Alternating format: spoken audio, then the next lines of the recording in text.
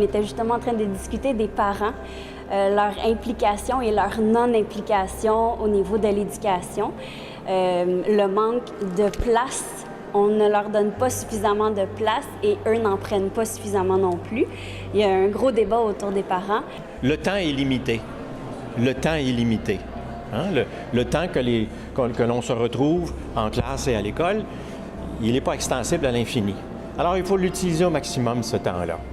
Alors, si, par exemple, les enseignants sont convoqués à des réunions, des journées pédagogiques, des réunions pendant la journée, mais des réunions qui sont insignifiantes, inutiles, une perte de temps, qui démobilisent tout le monde, bien là, on a un obstacle.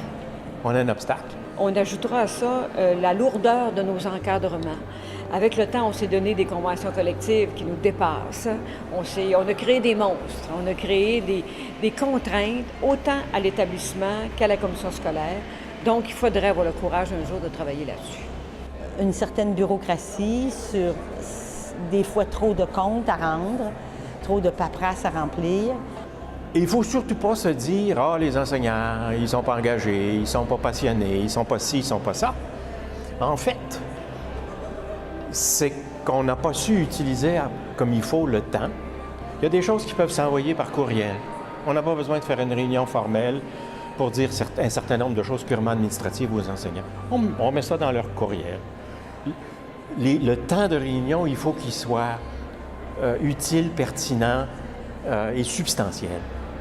L'autonomie que les gens ont et qu'ils ne reconnaissent pas toujours. Le professeur, dans sa classe, il ferme la porte, il est roi et maître, de faire mieux que ce qu'on lui demande et des fois de ne pas faire ce qu'on lui demande.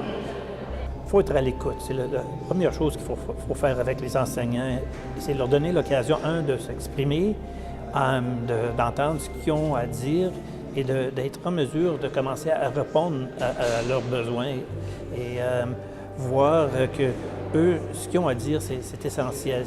Je pense qu'un des obstacles qui est majeur, à mon avis, c'est la formation des maîtres. Un des obstacles aussi qui est le manque de communication, le manque de connaissances vis-à-vis des récentes recherches sur les neurosciences, entre autres, sur comment un cerveau apprend, comment on construit des apprentissages. Le développement professionnel, c'est une chose extrêmement importante pour les enseignants. Ils sont en demande.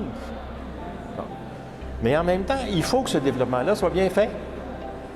Vous démotivez, c'est comme n'importe qui, là, vous leur demandez de manger un plat, mais si le plat n'est pas bon, ils ne reviendront pas. Alors, si les activités de développement professionnel ne sont pas pertinentes, n'atterrissent pas sur le terrain des pratiques, sont trop variées, sans suivi, etc., on sait comment le faire comme il faut. Faisons-le comme il faut. Parce quand on le fait mal, bien, on crée de la résistance. Il ne faut pas s'imaginer que les obstacles ou la résistance est spontanée. On l'a produite d'une certaine manière. Et il faut donc travailler à changer les conditions qui ont fait qu'il est parfaitement légitime de dire non à certaines choses. Il faut porter une attention particulière à la formation initiale des enseignants, à la façon dont elle est donnée aussi. Il y avait aussi les enseignants eux-mêmes. Les enseignants sont un obstacle, dépendamment de notre expérience dans le métier. Le fait qu'on n'ait pas d'ordre professionnel fait en sorte qu'on n'est pas nécessairement évalué dans notre métier. On ne fait pas nécessairement de formation continue, ce qui fait en sorte qu'on est bien dans notre petite routine puis qu'on n'évolue pas nécessairement à travers ce métier-là. Les gens sont habitués, ils ne veulent pas changer parce qu'ils se disent « Pourquoi je changerais? Ça a toujours fonctionné comme ça. » Donc, ils ne changent pas. Bien, un des grands obstacles, c'est la peur du changement, la peur des collègues, que ce que les gens vont penser, l'insécurité que crée le changement. Ça, c'est assez général. Ce qui est le plus limitant en éducation, c'est nos croyances en lien avec nos peurs, nos insécurités. La peur de foncer, la peur de changer, de faire des choses différemment.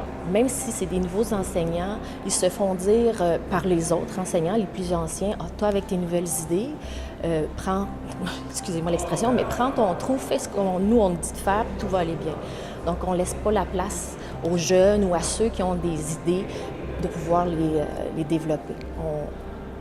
On leur dit de prendre leur place puis de suivre les manuels scolaires. de suivre ce que nous, ce que les anciens font. Nous, on fait ça à notre école depuis tant d'années, donc c'est comme ça qu'on va fonctionner. Et donc, il y a beaucoup de pression au niveau des autres enseignants qui nous empêchent, qui empêchent ceux qui ont des idées, qui veulent changer, à rester dans la norme. Comme je suis une jeune enseignante, bien, je vis totalement ça, de travailler avec des enseignants qui ont plus d'ancienneté que moi puis qui ne veulent pas nécessairement s'ouvrir au changement. Donc, je le vis directement au quotidien dans mon métier.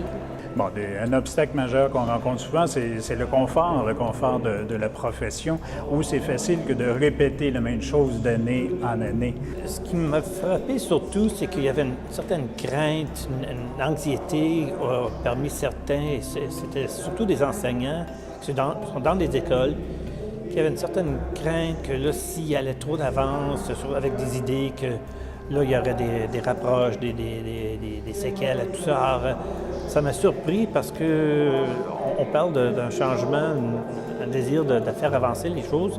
C'est rien de négatif. Alors, cette crainte-là, cette peur-là m'a surpris un petit peu et ça me déçoit que ça existe encore. La faille la plus importante, quant à moi, l'obstacle le plus important pour le développement de notre réseau d'éducation, c'est le manque de vision du gouvernement, des gouvernements, quel que soit-il. Ça appartient, quant à moi, au gouvernement qui ont la responsabilité première en éducation de déterminer les grandes politiques en éducation. Peut-être le fait que des fois, justement, on est un peu défaitiste dans les médias, qu'on dit un peu trop que ce qui ne va pas bien, et à tort, parce que finalement, ça va plutôt bien. Ils ont tout ce qu'il faut, les enseignants, mais il faut qu'il y ait le temps de le voir, puis d'en profiter, puis d'échanger avec d'autres pour avoir la force d'aller vers le changement. Parce que tout seul, c'est la montagne a l'air grosse, mais si on la monte à plusieurs personnes, je pense que c'est possible.